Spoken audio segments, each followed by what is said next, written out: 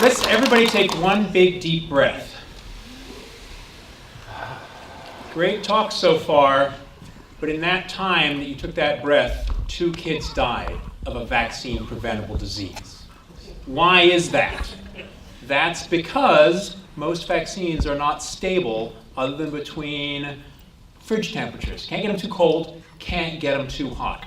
Those of you who were here 2 years ago at Health Ignite heard about the project that I worked on in my lab at Portland State University with my graduate student, now MD, PhD from my lab, Jim Laidler, who basically discovered how to take viruses and zombify them. And that's exactly, of course, what we're talking about here. But basically what he did is he showed with the zombie viruses, you can take a virus, you can coat it in silica, and it actually becomes stable at those high temperatures and the low temperatures. So great, we've got this amazing technology. What do we do with it? How do we go anywhere? Well, the big problem is me, the guy standing in front of you right now. I'm a biology professor. I go and hunt viruses. I poke around hot springs. I have very little idea how to take this technology and now convert it. I know nothing about vaccines. I know nothing about technology. This is what I am. So how do I get beyond this point? Basically, ask for help. Ask for a lot of help.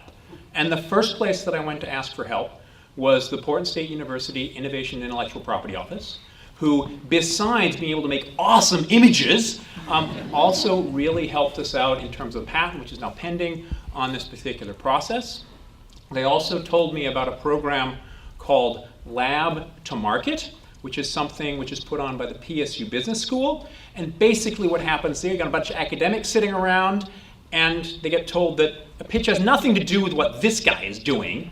It has to do with trying to convince people what you're doing is important and something that is ready to be moved forward. I was able to convince a couple of my colleagues that this was a good idea. We founded a company, Stone Stable Incorporated, almost exactly 2 years ago, and this was great, it was wonderful, but then we had the classic problem that happens with all of these kinds of situations.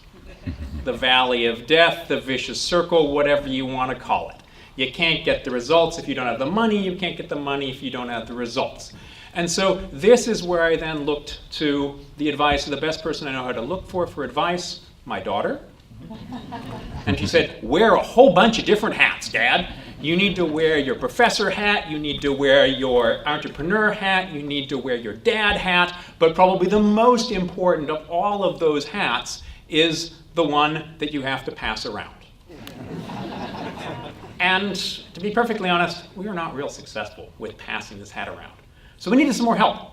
And so this is when I heard about the Business Oregon, your lottery dollars at work, please buy a few more tickets, administered by the Octree program through OHSU. Basically, this is what they call the Phase 0 program for looking for government grants. We got a very small amount of money from them, which we turned into a whole lot of money from the National Institutes of Health. And so now we have a Phase 1 STTR to basically do this.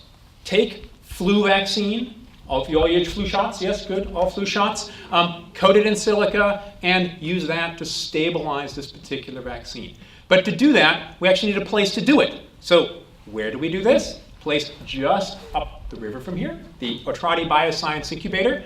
Great facilities, great advice of all the people who were there who really helped us out in terms of getting things up and running. And literally about 2 months ago, we got our sign up on the door. We're sharing some space with another wonderful startup company, which is right there also at the OBI. And they've really gotten us to the point that I think I can say, more or less convincingly at this point, that I've moved slightly beyond clueless. I'm a little less clueless than I used to be. And in fact, that little less cluelessness was appreciated. Those of you who may have been noticing, watching the news the last couple of days, or at least the Facebook feed from my lab, may have noticed that the Gates Foundation literally yesterday announced a $100,000 grant to use this technology now to stabilize stool samples, which is a totally different talk that I'll probably talk about at Health Ignite next year. So come back, you'll be ready for that as well. But the main thing we're interested in is saving the lives of those 20 kids who died from the vaccine-preventable diseases since I started talking to you. How are we going to go about doing that? We're going to do that with employee number 1, at Stone Stable Inc., who's actually here in the audience somewhere. She's probably hiding up in the back. Brenda Watt.